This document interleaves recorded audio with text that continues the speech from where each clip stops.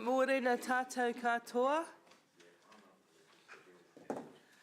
Tēnā koutou ki a tātou, nau mai haere mai. Tēnā koutou nā kaimahi, nā manahiri hoki. Good morning. Welcome to both us, the councillors, our staff, and to our visitors. Welcome, Roger. Oh, got a couple of visitors? Welcome. It's always really nice to see people engaging with the work of council. I do have some apologies, and I am going to start with the karakia. Now, I just need to find out because I can see Tame is potentially online. Are you there, Tame? Yeah, kei konei. All right, would you like to please open us with a karakia? I can do that if you want. Thank you so much. Papai. He te atua kaharawa koe nei mātou e hui tahi nei I mua I tō aroano I tēnei ata. E tuku whakamoemuti kia koe ke pā mai tō ringa aroha ki runga I a mātou katoa te iti me te rahi. Nā ki tia ta manu kāhui me ngā mema o te kauni hera, ngā kaimahi o te kauni hera. Nā tangata katoa o te hāpori o kirikiri roa o Aotearoa whānui. Kia tau mai tō manaakitanga ki rungi te kingi hoki, e tui ana te miro mā, te miro whero, me te miro kango. I te honga ko whetūrangi tia, hoki atu koutou ki Hawaii nui, moi mai I rote I te ariki. Nō reira koutou, mene mātou e karike I rungi te ingoa tō mātou kai whakaora, māke ake, āmene. Amen. Tēnā puta. Thank you, Muna. Tame, we appreciate it. And can we just say that we hope that you're getting through your period of sadness, and we're thinking of you all of the time with the passing of your lovely wife. Kia ora. Okay, councillors, we've got a couple of apologies, I think. Angela has severely strained her back, so it turns out it's not going to be a light fix, so she's still in agony.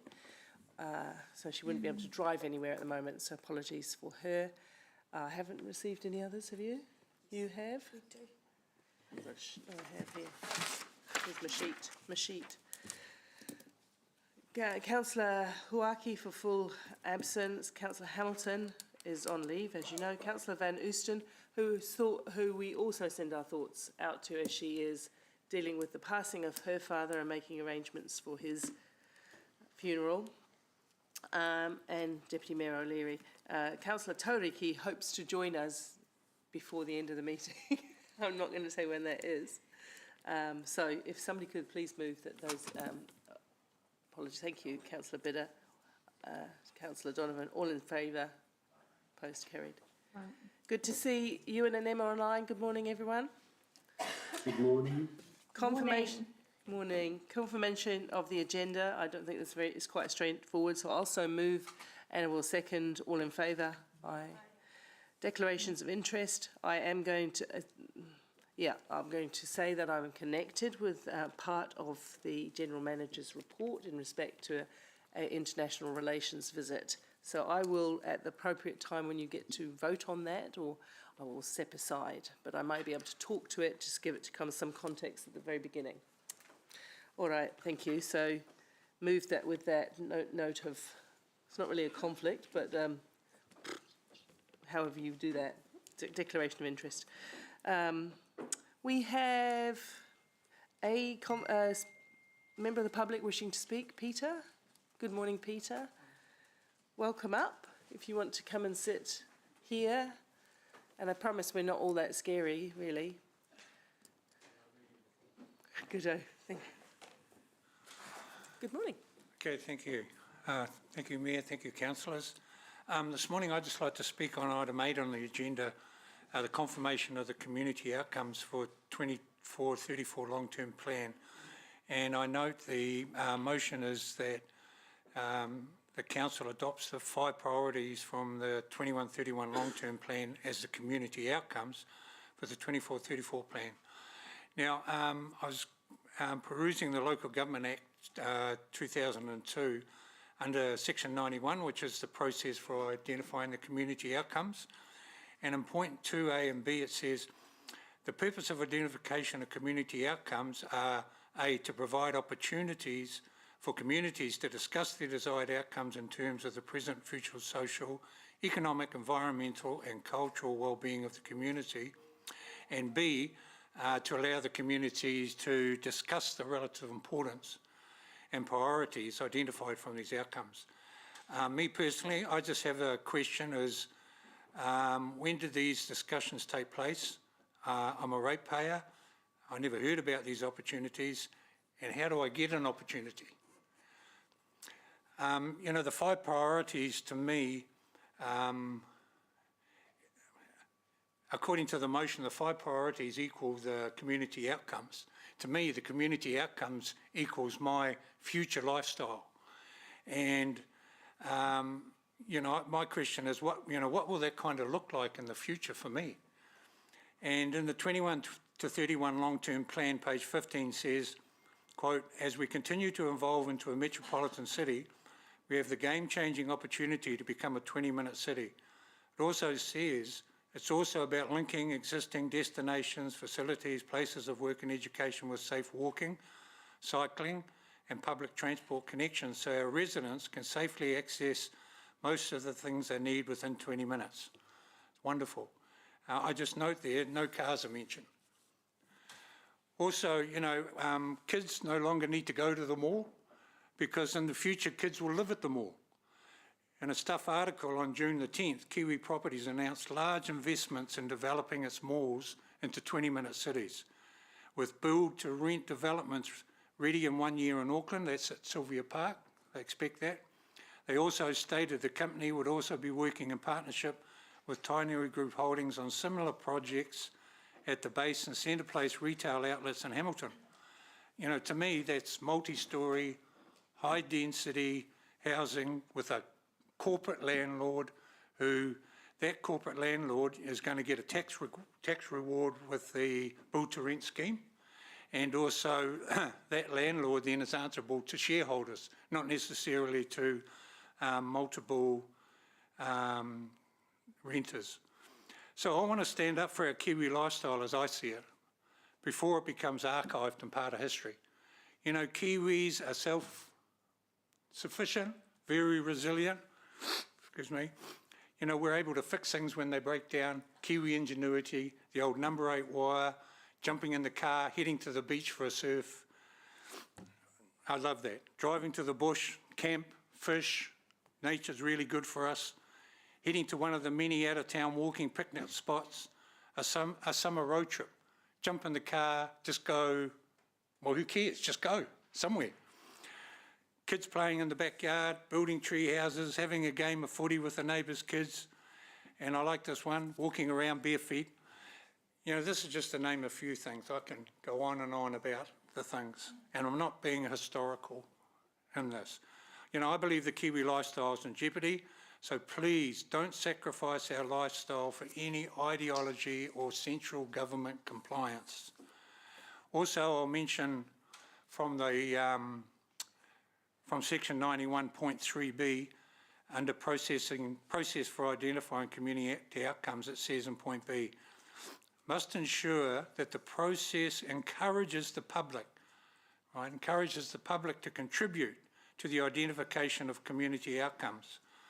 I noticed in point 32, excuse me, point 32 in the agenda, under the significance and engagement policy, it does state in there that given the low level of significance determined, the engagement level is low, so no engagement is required. Me personally, I disagree that there should not be any engagement. You know, we're in a fast-paced, changing world. The more engagement, the better. Engagement is an enabler for councillors to make in-touch, realistic decisions on behalf of residents and stakeholders. Thank you. Thank you, Peter, for coming in and making all those points. Usually at Public Forum, of course, we hear from the public and we don't get into kind of discussion. But I think I can just maybe help with a little bit in terms of where the vision and the priorities came from. There was a huge piece of public consultation over 6 to 8 months or longer, when these were first established in the first 3 years of the LTP, the long-term plan.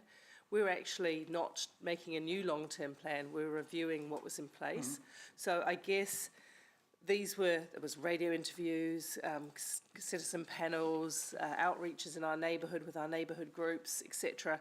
A lot was done, and it did lead to a very big increase in engagement. But that would now be, James, would that be 4 years ago now, 3 and a bit years ago now? Yeah. So in terms of this, but what I want to encourage you, because you had great input into the future going forward, the LTP still will afford you the opportunity to submit, once we've got the draft, to how we implement these broad visions of a city that's good to live in, all of that. So if you have ideas that you feel you want to give emphasis to, or you think ideas that should not be given emphasis to, or even a new idea, then we'd love to hear from you in that process. It's really important to me that we hear from as many people. So if you're able to take that thought away, Sure. and James, when will the consultation be open for the long-term plan? When will we have the draft out, the final draft for people? Early 2024. Yeah, so we're working on the content throughout the year. We'll have some drafts, and then early in 2024, as James says, the draft document will go out to the public. We expect to have to revise that considerably, or somewhat, off the back of public consultation. So I hope you will feel like you can engage further at that point. And I will ask one of the staff to talk to you about, it's not called Citizen Panel now, is it, Julie? It's called. We have an opportunity for really interested community people like yourself to join the Voices of Hamilton forum, online forum, where you will get the chance to answer questions on a regular basis. So that may be something that one of the staff could alert you to become part of. Yep. And that, hope that will help. Yep, and definitely one of my suggestions was to have some, and I do know that, you know, your vision is ongoing and it includes the annual plan as well. But my suggestion was if we could have more going forward, more council representative and community focus group to consider, you know, with the world situation, with the changing situations, that, you know, what will the outcome of those community outcomes be at the end? Because an outcome's really a consequence. You know, what's it going to look like at the end for us? Because we're the ones that got to have to live that. You know? Yeah, absolutely. Thank you so much. Okay, thank you. And the staff will connect with you before you leave after this item. Julie will, just to guide you to where you can have further input over the next year. Thank you. Brilliant. Thank you so much. We don't have any more public forum, so we'll now move on to the confirmation of the open minutes of it seems ages ago, doesn't it? 29th of June. I'll so move.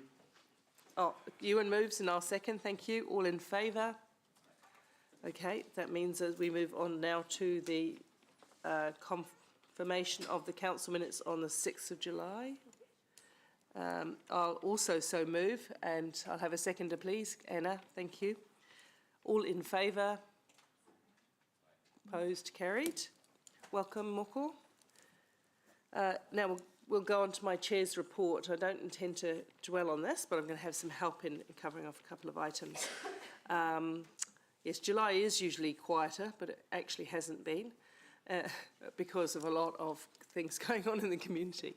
I'll just start by, I'm not going to go over FIFA too much, but what I do want to say is we had our last game in Hamilton last night with an at-capacity crowd.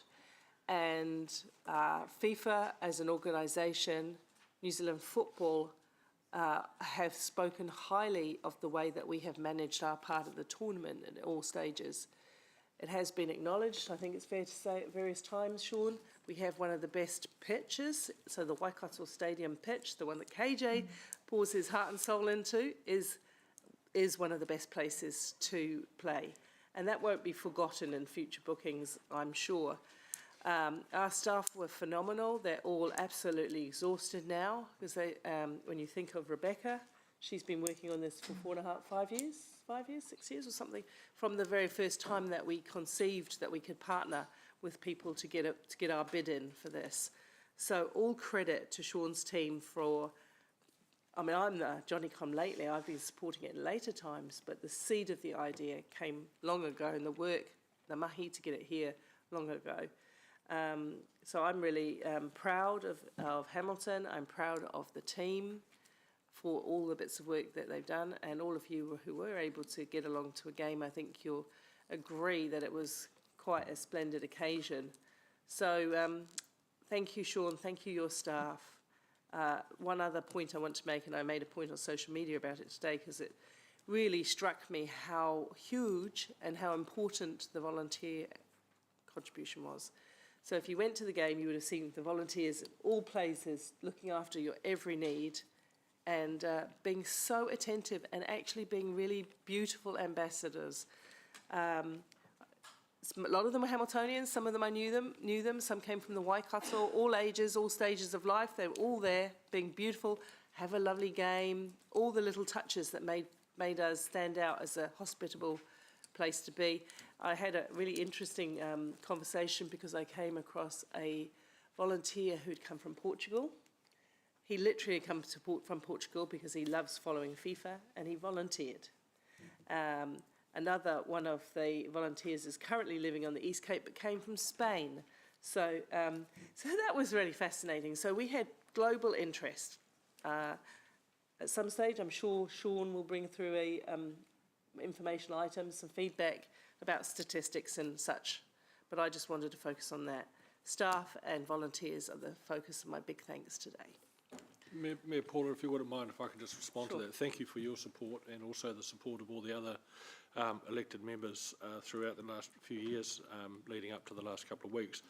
Can I stress, however, that there's a lot of other teams around council. It wasn't just H3. Now, it was pretty intense for some of the people at H3 and the turf team and our tech services team and everything else, but there were a lot of other parts of councils that joined up with us to help us with a lot of things. And whilst we're very proud of our turf at FMG Stadium, the team under Maria Barry and Helen's group that looked after the training grounds, they got huge accolades.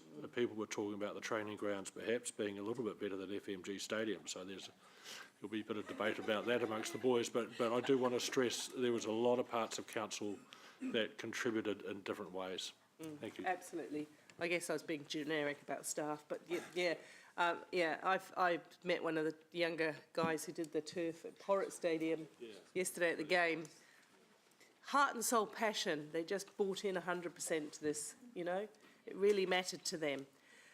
Matariki was also a great success. I think our community enjoyed a lot of events. I went to some. I didn't go to the one at the lake. Did anybody go to the one at the lake? Was it great?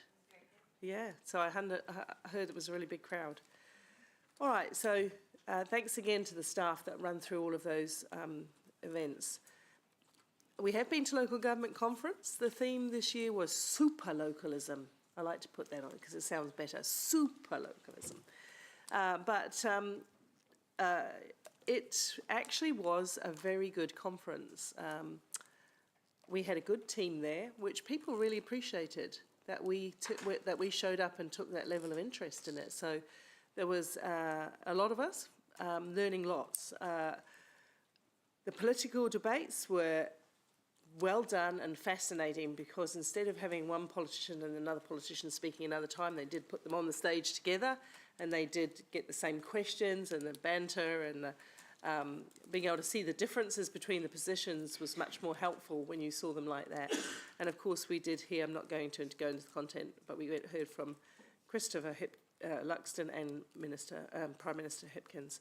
So we got a lot of, but the speakers from overseas were very, very inspiring, talking about how you can lift your community up to locally determine what their future should look like, as we heard from the speaker this morning. What does that look like? And the outcome of that is that we are trying as a sector, local government New Zealand, will have a think about defining localism as it is relevant for New Zealand. Knowing, of course, that it will be quite different if you live in a metro sector, like a metro city like Hamilton, or a rural provincial town. So, but the key message was we define our future, or we have it defined for us by government at some stage further down the line. So we were looking at the various different ways you can partner, and another key topic was the funding. which is nothing new to us, but they did talk about some new ways of funding that were particularly interesting. And I did send the notes myself. I sent some notes each day of what I heard, and I invite the other councillors to also. But I have asked Emma to say a few words because I didn't want you just to hear from me. I wanted to. Emma is a new councillor, so it's her first opportunity to go to conference and experience it. I thought she may have a few reflections. Kia ora. Thank you, Mayor Paula. Yeah, we had a really great time at the LGNZ conference in Christchurch, and as a newly elected member, it allowed me to better understand the work and the advocacy LGNZ lead for our councils. There were some excellent presentations, as Mayor Paula has touched on. My personal highlights were on asset management and how we need to prioritise looking after current assets, a presentation on funding cities and city deals. And as Civil Defence Joint Committee member, I also took away some good learnings on managed retreat. The theme of the conference was super local, and there were some fantastic discussions around how councils need to rally together to make a clearer and stronger plea to central government to better fund necessary infrastructure, and the importance of devolution and empowering communities by bringing them closer to decision making. Overall, I think it was a really worthwhile conference with lots of takeaways, and it was really excellent to have a strong Hamilton contingency attending. So thank you for your support and taking me there. And anyone else who was there can comment in the debate part of this and share some reflections, but thank you for doing that. We've had some issues with that. They're not going to dwell on the next point, but you can see there's a recommendation, and this is to help us meet quorum in our joint management meeting with Waikato Tainui. And obviously the rest is all taken as read because it's straightforward. So my recommendation is we receive the report and that we appoint Deputy Mayor Angela O'Leary to the Waikato Tainui Co-Governance Forum as the alternate chair so that we can keep the numbers up. Any questions? Happy to second. Emma's seconding, thank you.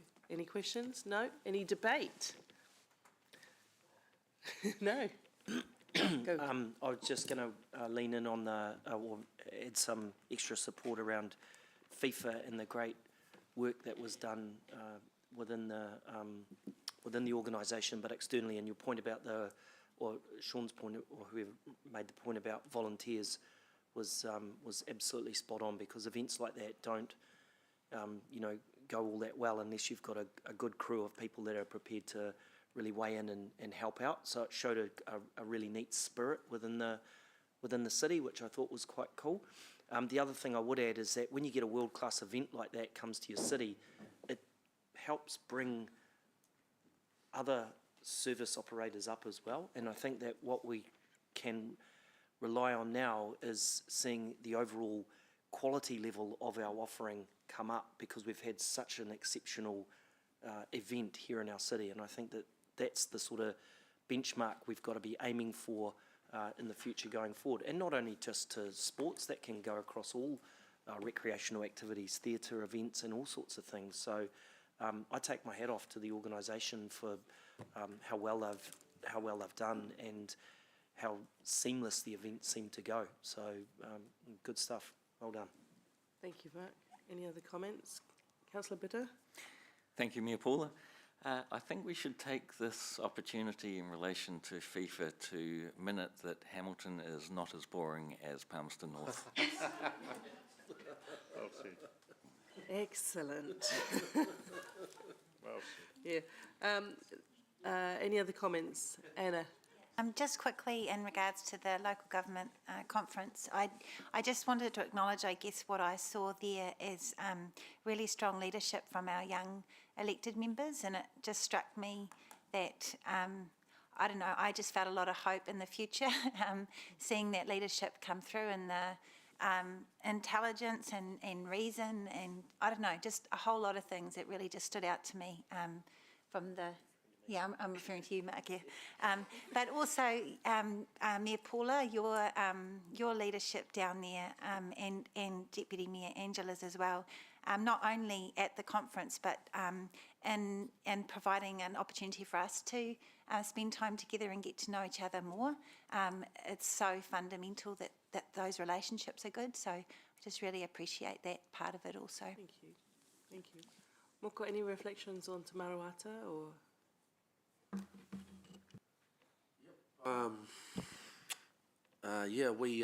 Te Maruata is a community of elected members, Māori councillors, chairs, or councillors, from around the country. And I was fortunate enough to get onto the committee. We have to go through a nomination process. I was a little bit not sure what Te Maruata was in December of last year. Anyway, so I'm a Metro Council rep. And as I'm sitting around the table with a whole bunch of other Metro Council representatives, including a mayor and amongst there, I became very appreciative of our own council and just how far ahead we are of many other councils around the country in terms of the relationship that we have with iwi, with hapu, with mana whenua, and with mātāwaka. And as I'm talking about our examples that we have here, I could see the people around the table and their councils just like us, metros. Their eyes are glowing, going, how did you do this? Where is this wand that we need to wave over our council? So that was a highlight of our Te Maruata hui. And we usually have, and Te Maruata is held before the conference proper. It's usually held a day before, but this year was held between 8:30 and 2 p.m. Before the conference. So yeah, that was a very strong feature. And we had a guest speaker. His name was Andrew Judd. And Andrew Judd spoke about his time as the mayor of New Plymouth, and spoke about his being a reformed racist. And so his kōrero actually landed quite strongly with all of those present. So very strong messages in there. Thank you.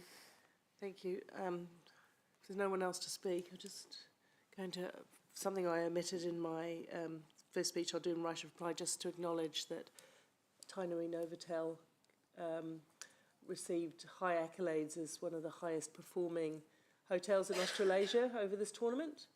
So there's a story on LinkedIn that I haven't quite got my hands on, but we're very proud that one of our hotels, not knowing that we all struggle for the number of rooms in our city from time to time, which we all are working on, but the quality of the service and what Tainui Novotel offered. So congratulations to them. Absolutely. I've moved the report, seconded by Councillor Hutt. Oh, sorry. Oh, Emma. It was Emma. All right. All those in favour? Thank you. That brings us on to the confirmation of the community outcomes in the long-term plan, James.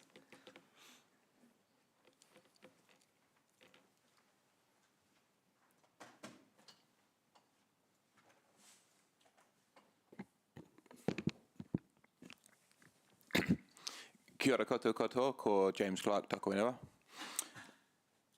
Morning, everyone. I will take the report as read and just make a few comments to support it, which I hope will be of help to Peter, our public forum speaker, as well as to councillors. So under the Local Government Act, councils are required to set community outcomes to guide their long-term plan, and the Act defines community outcomes as the outcomes that a local authority aims to achieve in order to promote the social, economic, environmental and cultural well-being of their region or district in the present and for the future. And all activities within a long-term plan then align to one of those priorities. As Mayor Paula mentioned earlier, in the development of the 2021-2031 long-term plan, we had quite an extensive community engagement process, which ultimately led us to the creation of these 5 priorities. We asked the community, what do you love about Hamilton and what would make it better? And that led to the 5 priorities, which we adopted as our 5 community outcomes in the 2021-31 long-term plan. We described them at the time as long-term priorities for Hamilton and Kirikirira over the next decade. And much of what the organisation now does is framed around those 5 priorities. It's not just about the long-term plan. Lots of what we do, the way we think is around those 5 blocks. During the discussions we've had so far on the long-term plan, the Mayor and councillors, I think, have indicated a desire to keep with those 5 priorities, but obviously that's the decision in front of you today, and you can have that discussion. I just wanted to address a couple of the points that were made in public forum. So the section of the Local Government Act that Peter mentioned has actually been repealed. There's actually no formal requirement to consult on the priorities or the community outcomes. However, we did do the large scale community engagement during the last long-term plan, and there's also various things we're doing through this long-term plan process. We've done a survey of nearly 1,800 people across the city, broken down by community profile area, looking at what their experience in Hamilton, what they like about the city, what makes them proud, what could be better, and that will be coming to you shortly in the next couple of weeks. We're also embarking on various processes of engagement with stakeholders and key partners, as you'd expect, and we'll look out for further opportunities for engagement through the process, leading up to then the formal consultation, which will take place early next year, as I mentioned earlier. One other thought I want to leave you with is this long-term plan is likely to be a challenging one, given the economic headwinds, the financial position, and some of the other sort of issues that we're grappling with. And over the course of the next few months, I think whatever you decide today, over the course of the next few months, there'll be some difficult trade-offs, some hard-nosed decisions that will have to be made on different priorities and what's prioritised over another thing. The way I would look at that is that the long-term plan is a 10-year process. So if you decide today to set these 5 community outcomes, they would then be set, but then you would still have the flexibility to determine going forward which projects, which strategies, which community outcomes you want to prioritise in the early years versus the later years. So you will retain that element of flexibility, and of course there'll be community input throughout that process as well, and through the formal consultation period. And that's ultimately how the process should work. The strategy is set broad direction for the council, but then the budget making process determines the pace and scale at which we go. I'll leave my introductory comments there, but invite questions. Councillor Thompson. Thanks, James. Just in response to today's submitter, I'm reading the narrative around shaping a city that's easy to live in. We know that investment in cycleways and public transport and walking does not preclude people being able to drive, but also that it's actually really important for building the capacity of our city to move people around and enable people to still be able to drive. So my question is, should we actually just clarify that in here? Because there's a lot of false narratives going around in the community around this, and I'm wondering if we need to more proactively clarify this. My long question. Yeah. A city that's easy to live in, where it talks about the transport outcomes in the more detail, is there any way of adjusting? I haven't got an answer to that.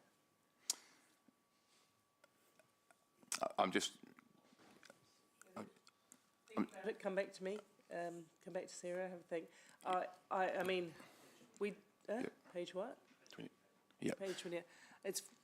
I think it's probably in the implementation where we start to talk about that, because this document has, for a start, is kind of well bedded at the moment. But you can make that point more clearly in the debate as well, if you wish.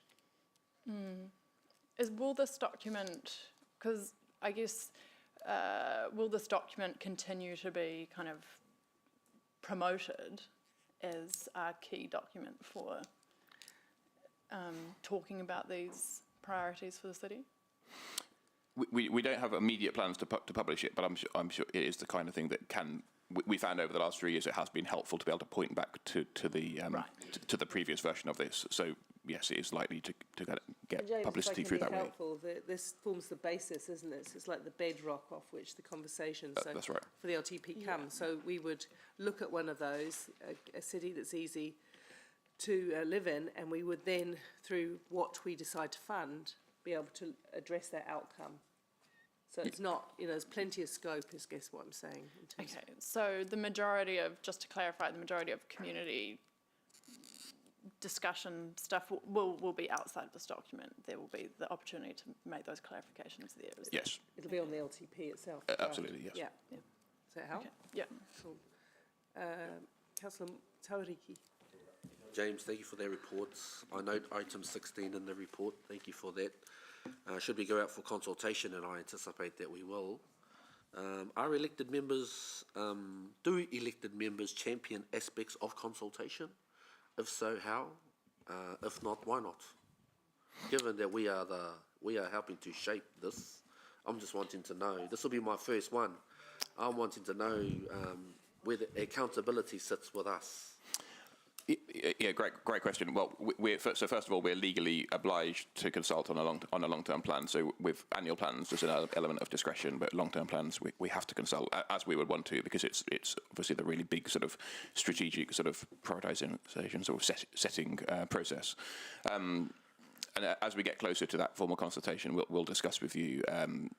And Julie's team in particular are doing some thinking around what the community engagement might look like, and there's always a very important role for councillors interacting with your communities and bringing the LTP to them and allowing their voices to be reflected back in what you then bring back to the chamber. So there'll be a huge role for you, as big a role as you want there to be. So we should carry on discussing. How's it done in the past, Mayor? Methods. Look, it's very important to me, and the staff know this. Julie knows this. She can answer this after me. Is that I'm trying to push up the engagement each time that we engage on one of these big plans. I expect the trend to go up, and we had a huge uplift last time. So last time we did all sorts of things like your neighbourhood events, our neighbourhood, where we're looking to improve the council or interface through those our neighbourhoods. So we can have a stall, if you like, that the public can come and meet with us and talk to the politicians. We would look for opportunities to send you out into your communities, groups that may be interested. Councillor Julie provided packs and PowerPoint presentations and all those kind of things, and various different members were able to use that and share that around. So we'll look at to do more as much as we can.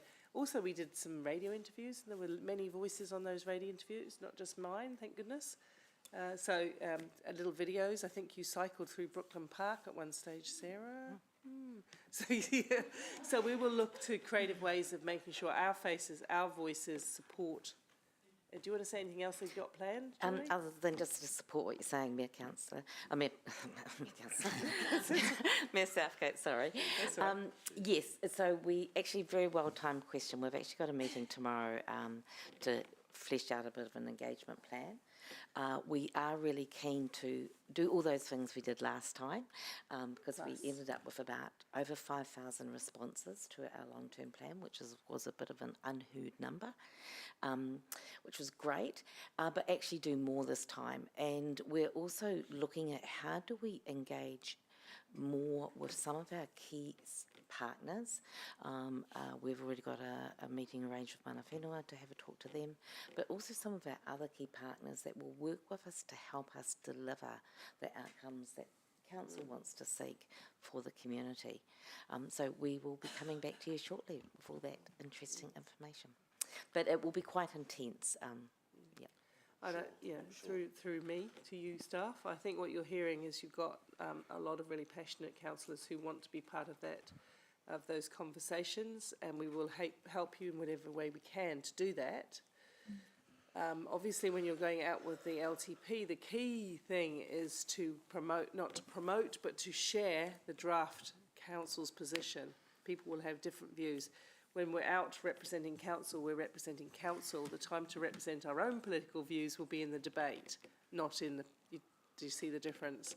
So you will be given stuff to assist you.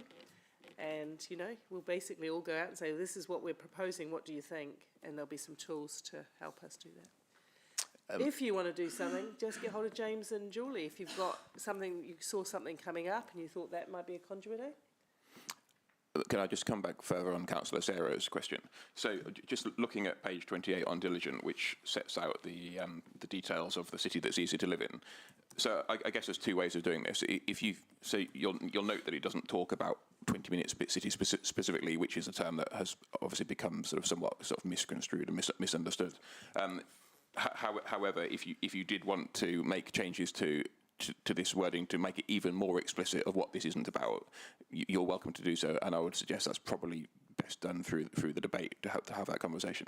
Alternatively, as Mayor Paula said, this document is just one of many things that will sort of inform the sort of conversation with the community in due course. And in fact, one of the things we've been thinking about is how we can sort of communicate the sort of what we're trying to achieve in terms of livable, connected, healthy neighbourhoods without some of the sort of connotations and I believe false connotations that have sort of sprung up around that. So we will carry on doing that regardless of whether you want to tweak the wording here. So when you look at Sarah, paragraphs 1 to 5 on there, if you wanted to add a phrase in, it could be done, I presume. Yep. Drafting things on the fly.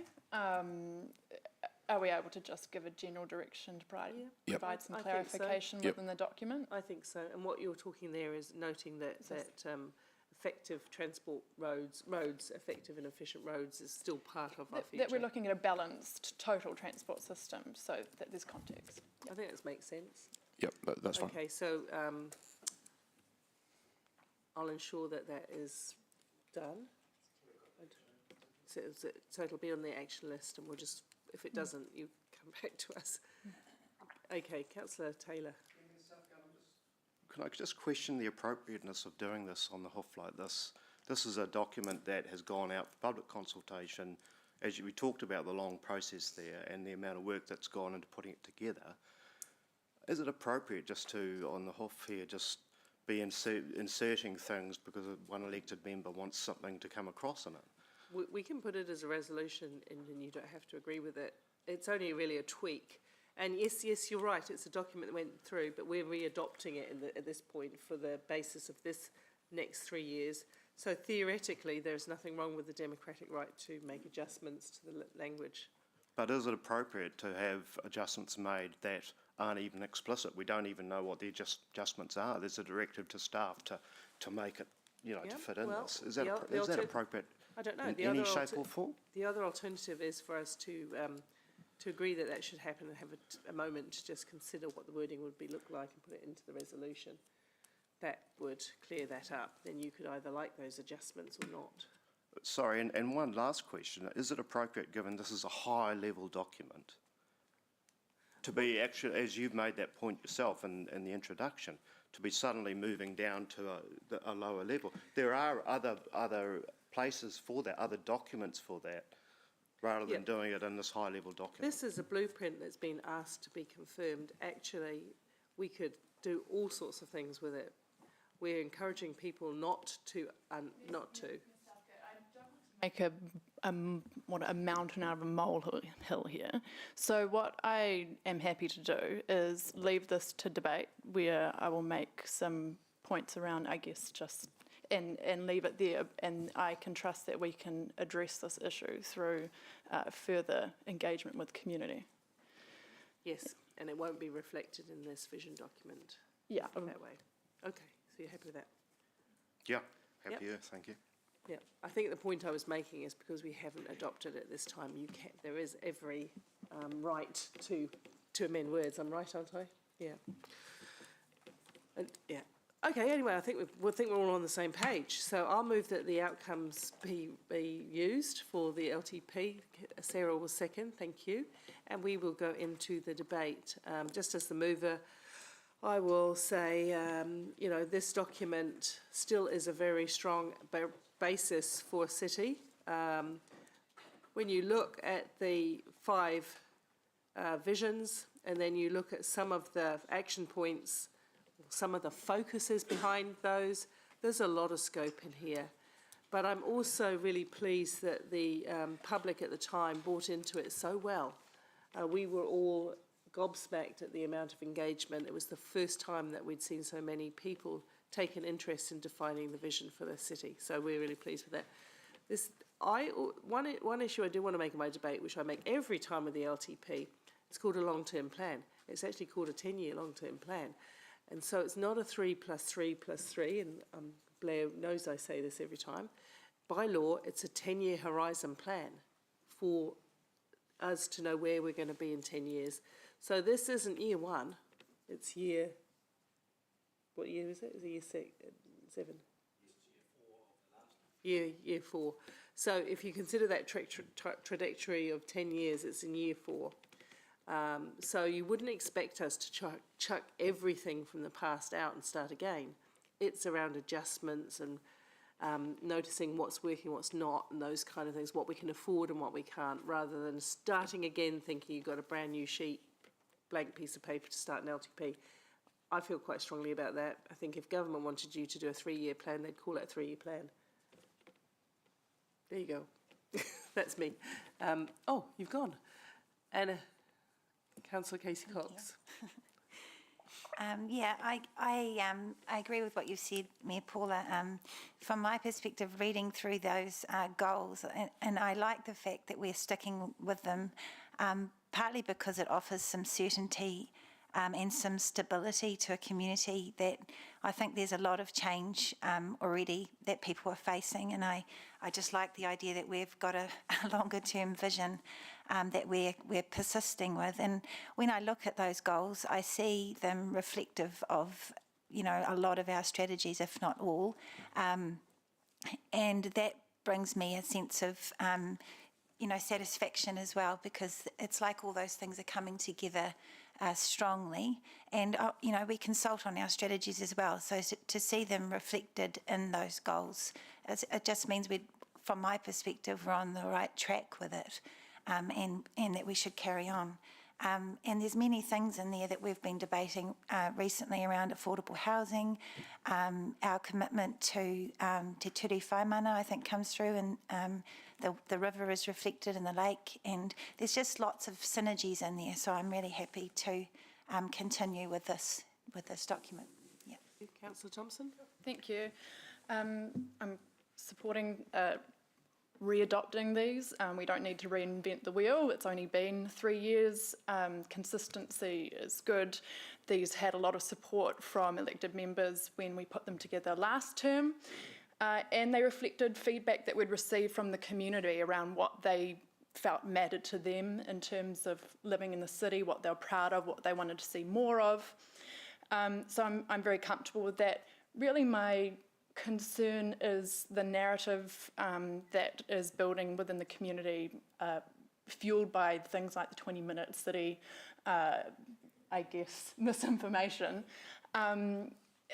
And I think we need to be proactive in being really clear about what our vision for the city is. We talk a lot about public transport and walking and cycling because currently the provision of for those is so poor. So we need to invest more dramatically in those compared to you know, other modes of transport like driving. But it doesn't mean that we intend for those to be the only ways that people can travel around. And I think there's our documents need to be much clearer to ensure that we're not, I guess, providing further fuel for people spreading this information, if that makes sense. So I think we need to be really clear going forward in our documents and through the long-term plan as to what our actual vision for the city is. Thank you. Councillor Taylor. Yes, thank you, Ms Southgate. Yeah, look, I always worry about the word misinformation because it gets bandied around a lot at the moment. And Councillor Thompson's perfectly entitled to her views on our transport and how we get around the city, as are other people with other views. And I really bridle at the term misinformation because actually people have different views on this, and there isn't a right or a wrong.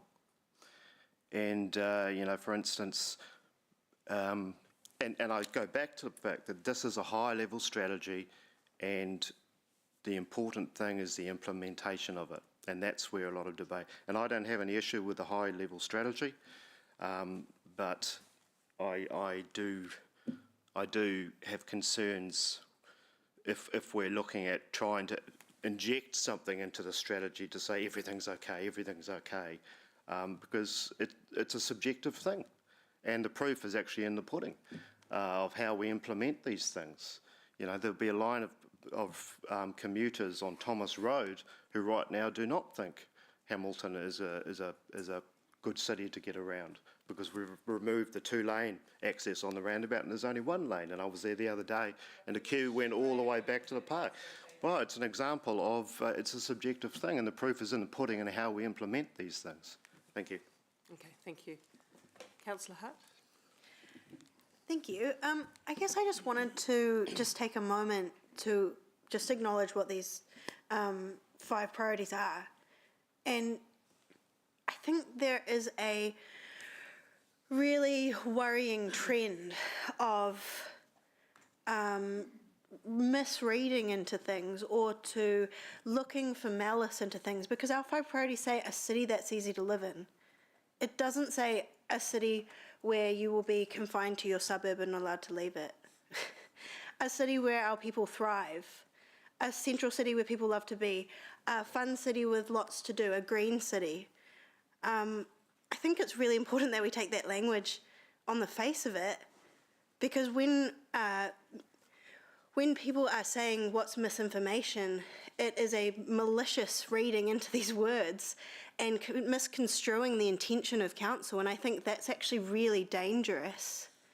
So I think it's important we take this at the face value, and I acknowledge points made by other members that, yeah, we haven't perhaps gone into the detail of what this means in specifics in specific places, and absolutely that's not what we're doing today. It is about high level, but I just find it really disappointing, because I think about the people who come to this council and who make the time and the effort to come to public forum to speak to us, and put a lot of time and effort and energy into saying how concerned they are about things which are not at all what are in our priorities and not at all what are in our intentions.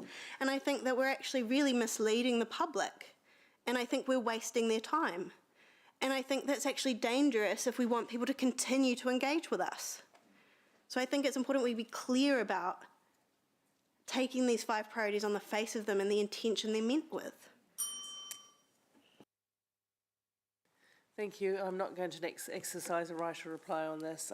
I just accept to say that I urge our community, our ratepayers, our citizens, those that live in our city, to engage with us as we do give effect to those broad ambitions for the city, and how we do that is a matter for us all to discuss in the long-term plan and going forward.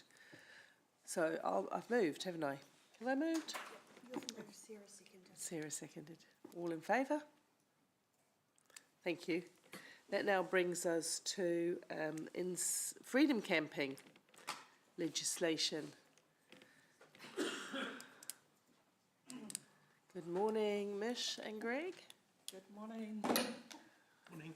I'm not too sure if everyone has met Greg, who's policy and bylaw lead that came to us from the GHB and before that Regional Council. Thank you.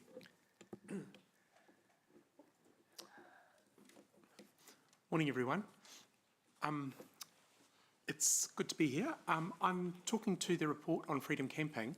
So some new legislation's been introduced. I'll take the report as read and just give a summary of a few points.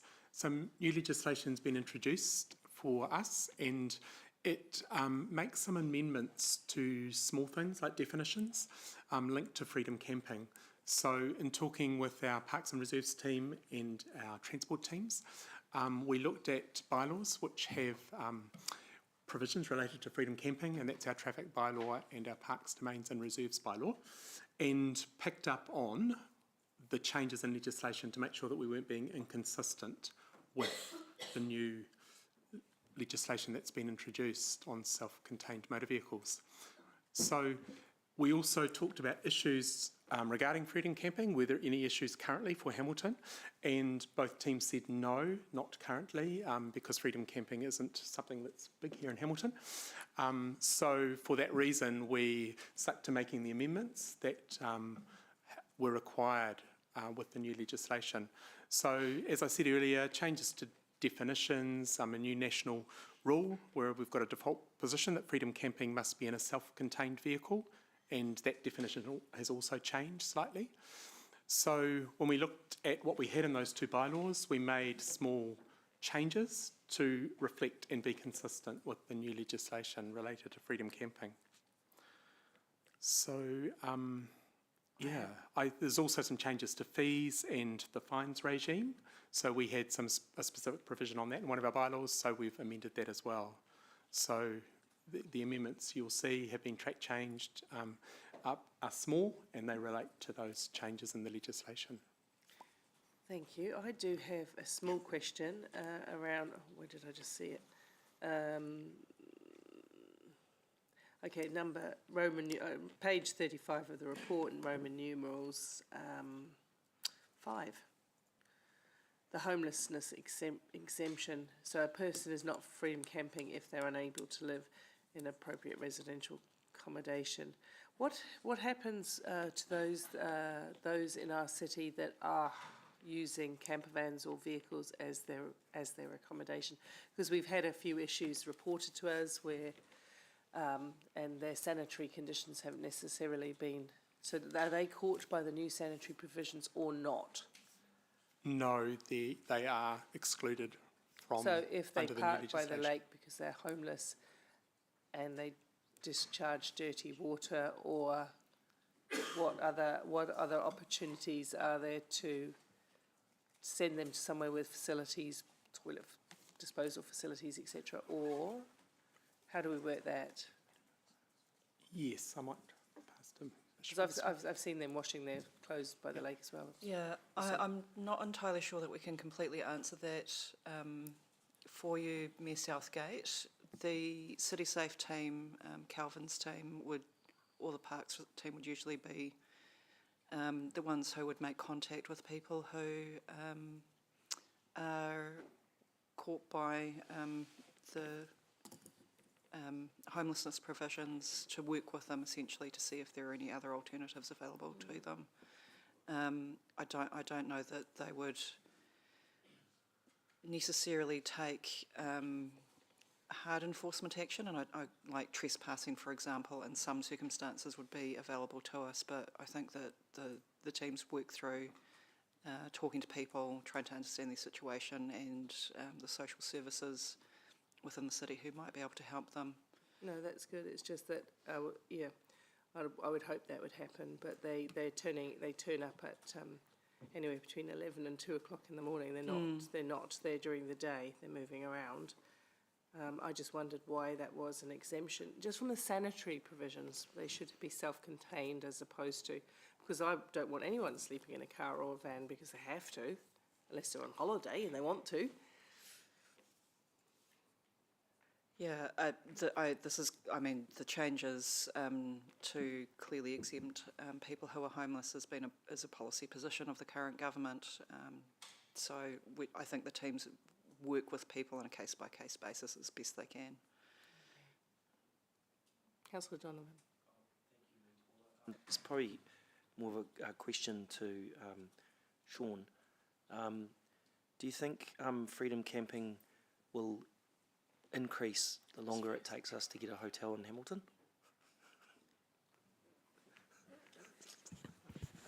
I'm not sure about that. I would have to defer to some experts. Thanks. Councillor Emma. Thank you, Mayor Paula.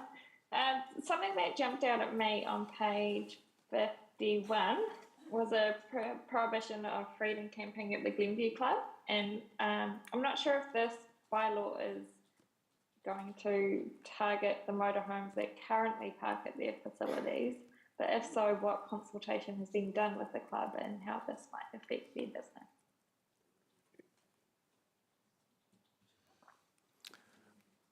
I can answer this in part, I think. We looked at the provisions, including the one you're speaking of, where we have restrictions or prohibit. And in talking with staff, there wasn't a view that actually we've got issues with any of those areas currently. And so we made the decision to follow the guidance for this legislation change, which was if you're making minor amendments, there's only a requirement that you publicly notify, which we've done through including it in today's agenda.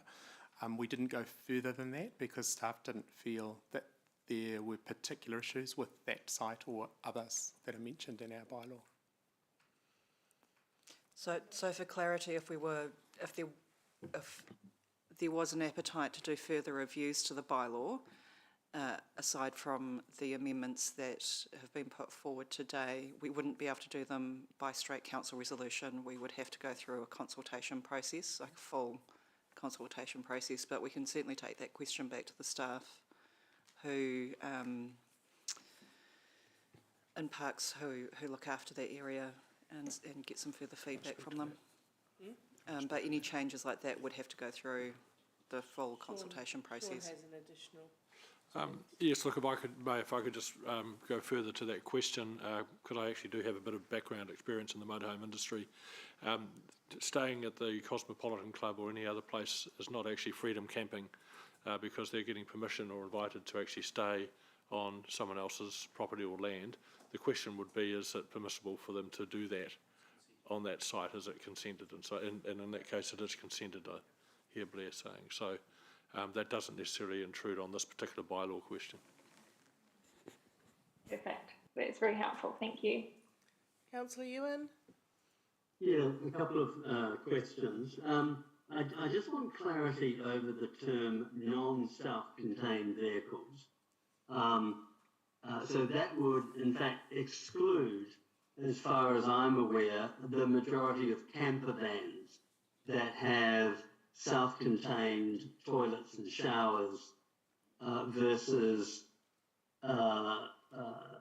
ACE vans where people have a bunk and a cooker at the back but have no toilet and shower. Am I correct in assuming that's what we're trying to differentiate against? Yes. Because one talks about, okay, so the non-self-contained are captured, but those in a proper camper van are not captured. Yes. So the legislation has made changes to I think it's the Plumbers Gas Fitters Act, and that has a specific standard outlined for what self-contained means, and that's been amended as part of the legislation amendment. Okay, so just to clarify, if I drove in a camper van that had a self-contained toilet and I parked at Hamilton Lake Domain, I'm in theory not liable to be moved on because I'm not a non-self-contained vehicle.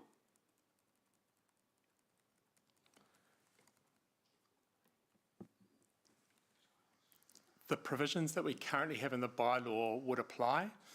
So if there are restrictions on a particular area, then obviously they would still apply. But in terms of the distinction you made earlier, yes, that also applies. Thank you. So could you remind me, where have we set bylaws that say camper vans that are self-contained can't park? Is that a blanket in none of our domains, none of our parks? Just remind me. Councillor Ewan, I'm just trying to find the exact page in the agenda where that's outlined. There are a couple of maps. So there's prohibited areas where freedom camping is prohibited entirely, and that's on page 51 of your agenda. And there's quite a table in there. Sorry, freedom camping, could you re-explain the definition? Because I think this is where I'm getting confused. Are you saying that you can be a freedom camper even if you've got a camper van that is self-contained? So the bylaw sets out places where self-contained vehicles can freedom camp. And there's also a list of places where that's prohibited.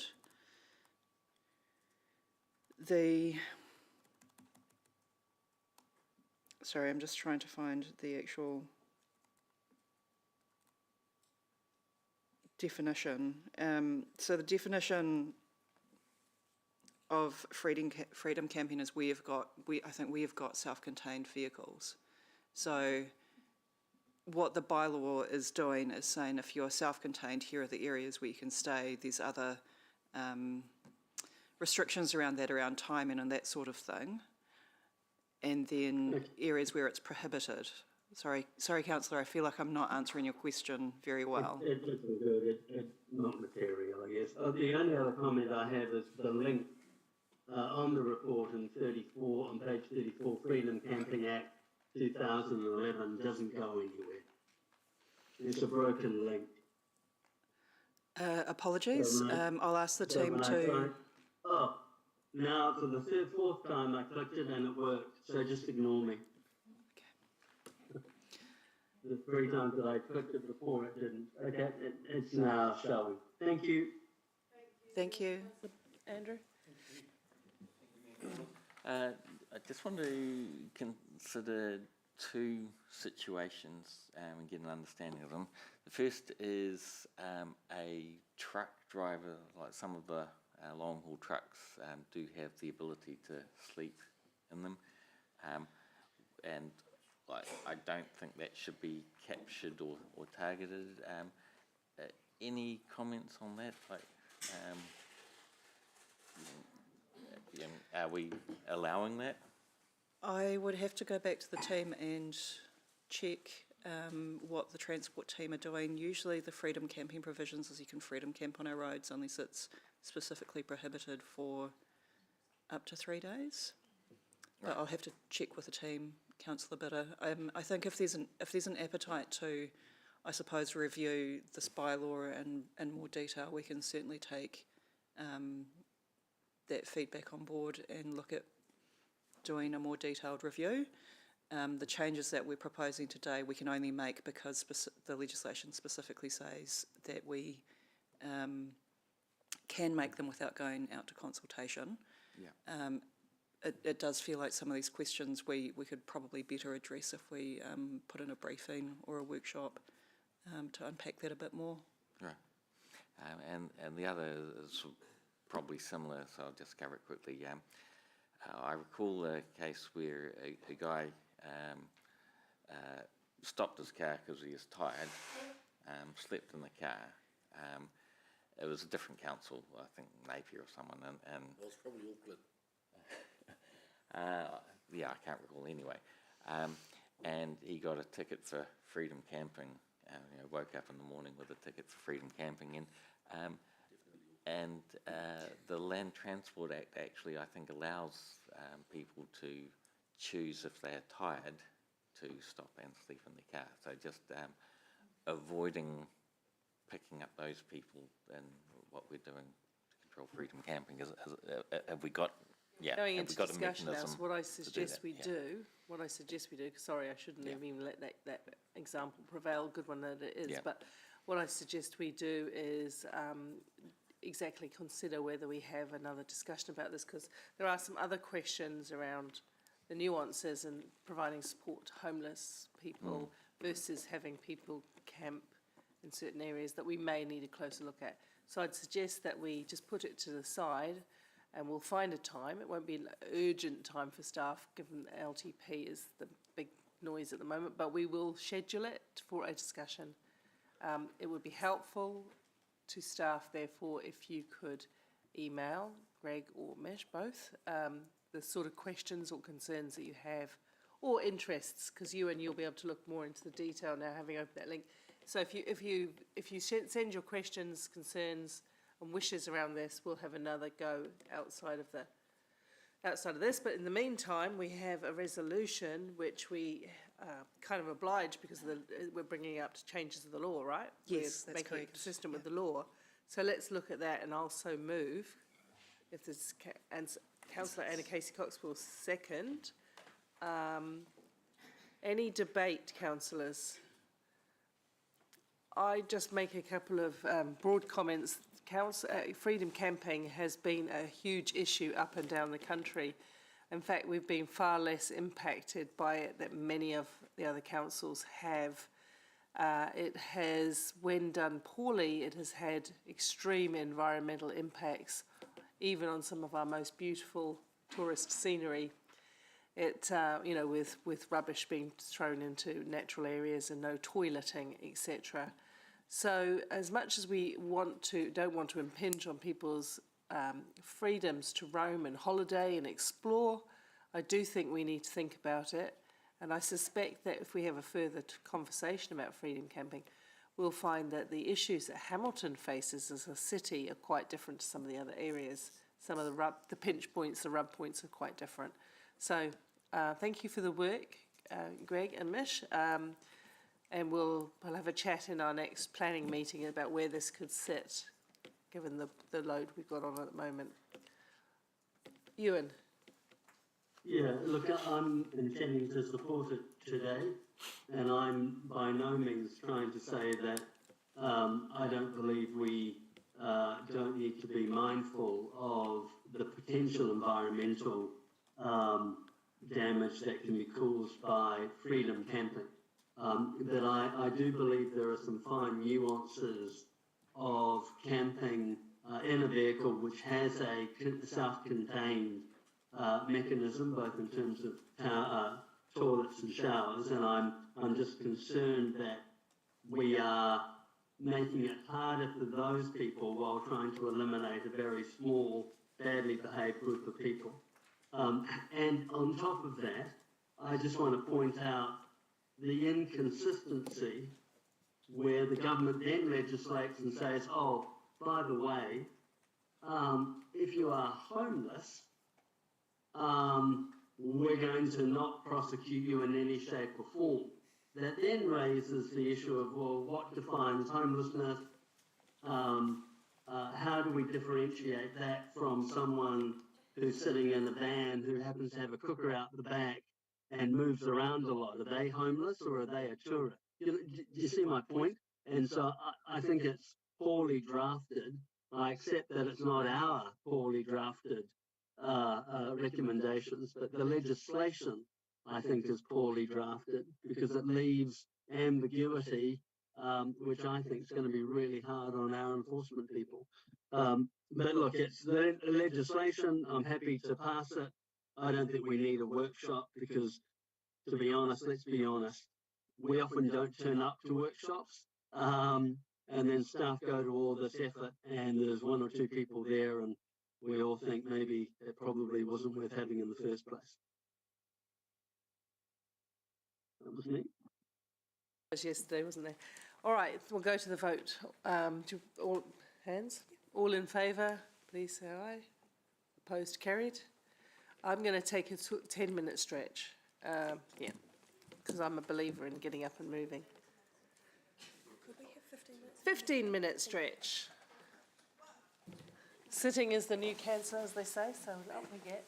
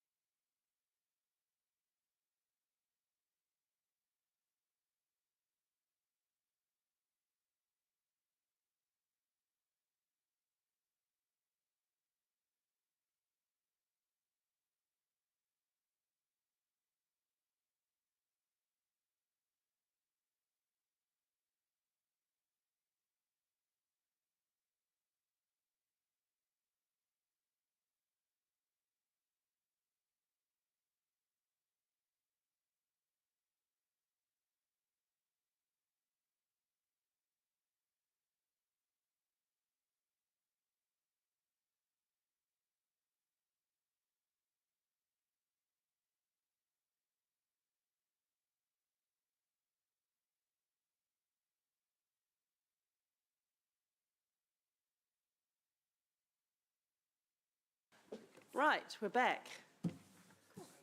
Thank you, everyone. No, I haven't got my page up, so it'll throw me out. Throw me out. There we are. So we're now on to item 10, dangerous and insanitary. Dangerous and insanitary building policy review. Very pertinent at the moment, all around the place.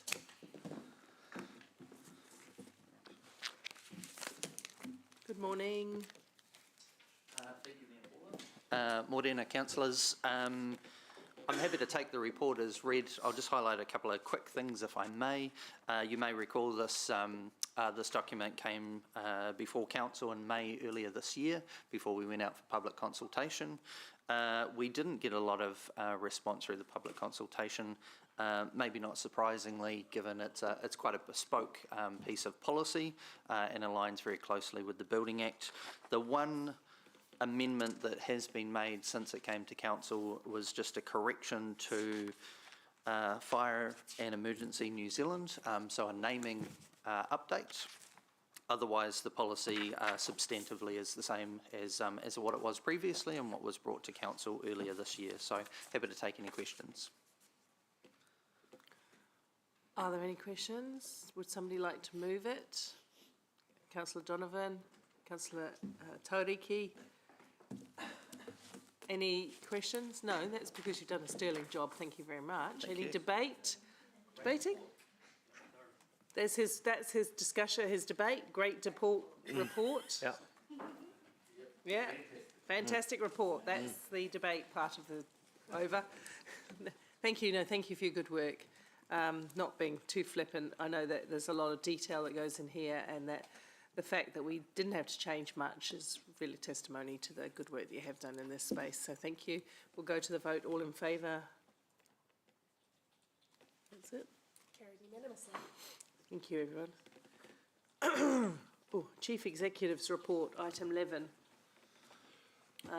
Just before we go into the body of the report, I will just give a bit of context about the one thing around EPA, and then I will vacate my seat, and Mark, because his portfolio, well, it would be Ewan, but he's not here, but Mark, because his portfolio sits across our international relations and sister city, if you wouldn't mind just running us through the rest of that item.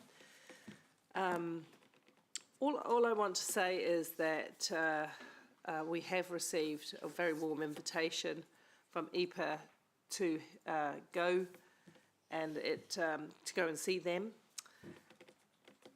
It is our sister city that is based on, well, it's a friendship city, but basically it's a very active relationship that we've had, and it's based on Anzac only. So we don't have any other relationship with them.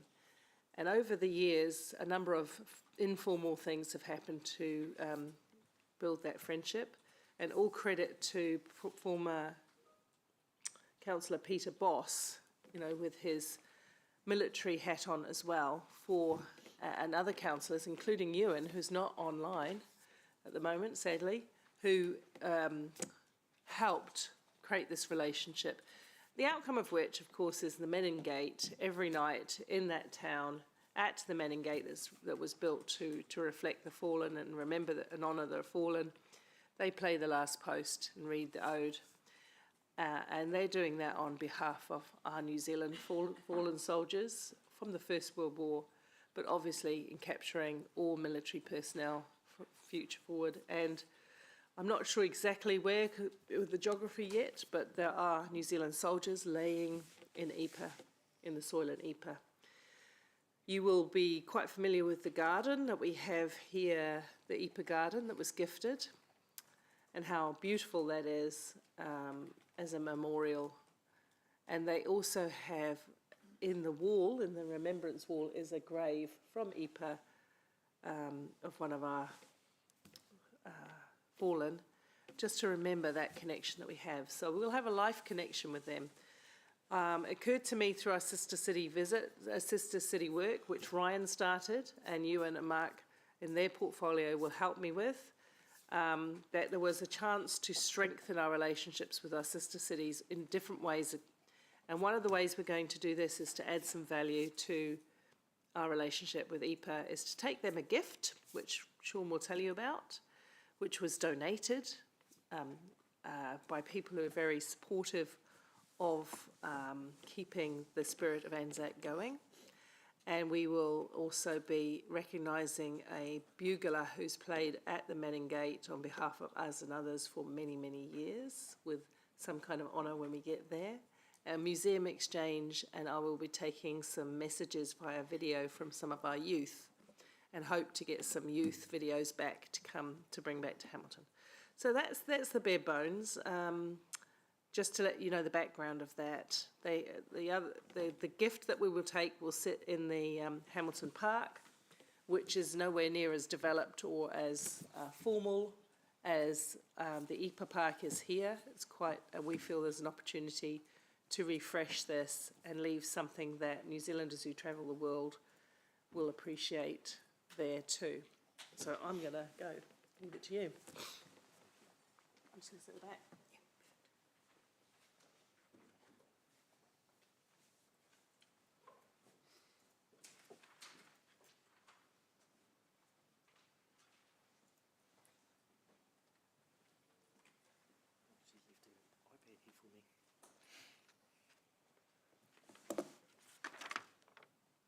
I need to bring my card?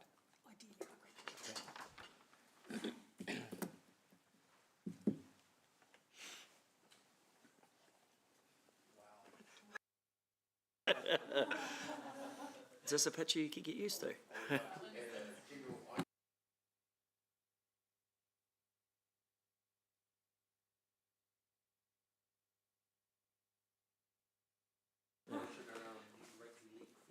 Yeah.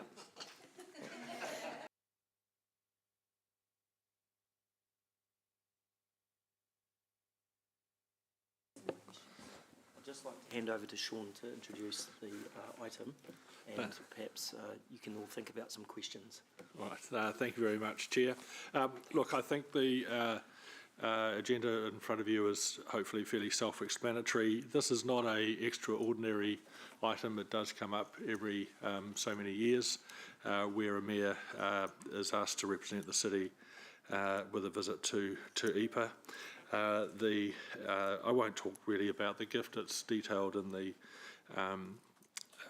agenda paper, other than to just make an observation that the fact that there are a number of parties that are prepared to make the gift from the city happen, from people from the private sector and the community, speaks to the strength of the relationship and the level of importance that's held with the joined up nature of our relationship between Hamilton and EPA.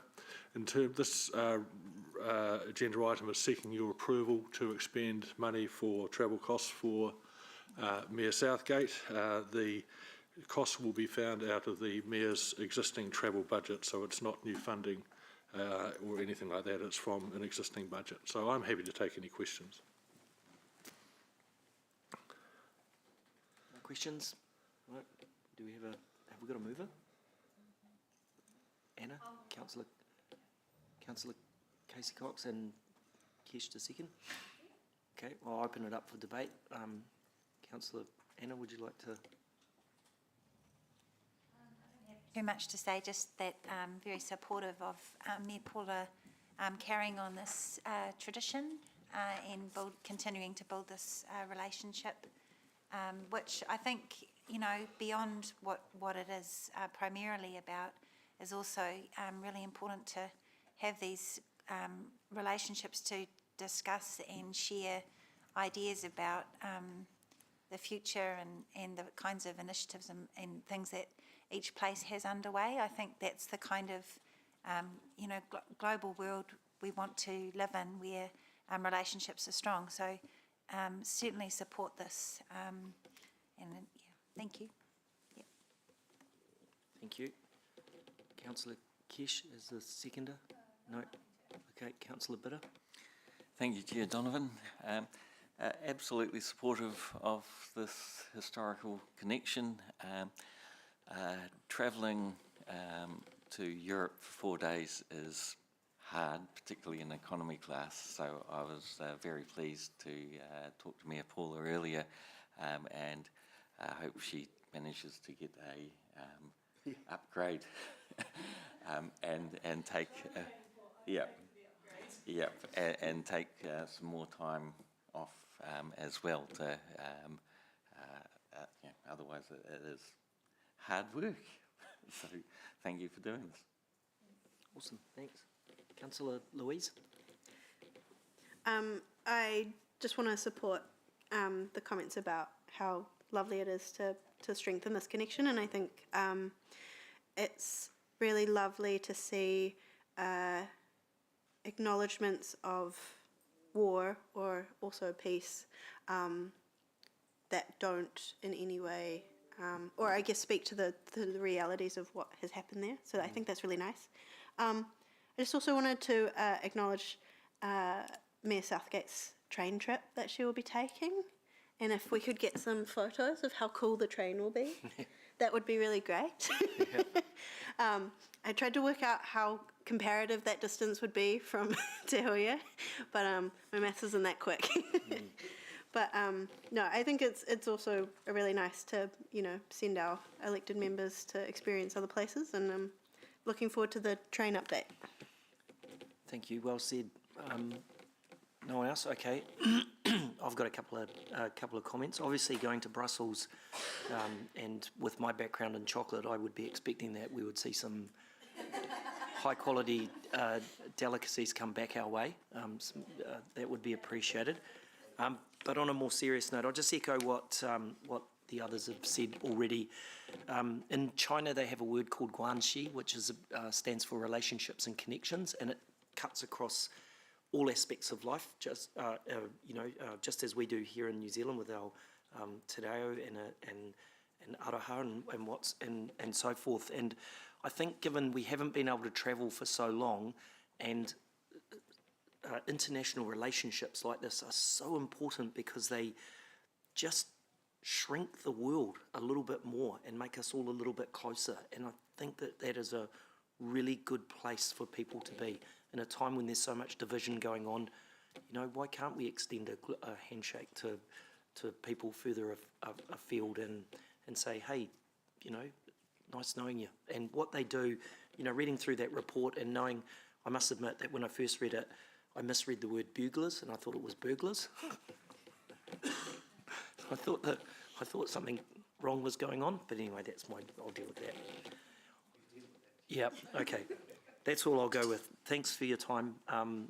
Now, all those in favour? Against? The ayes have it. Right.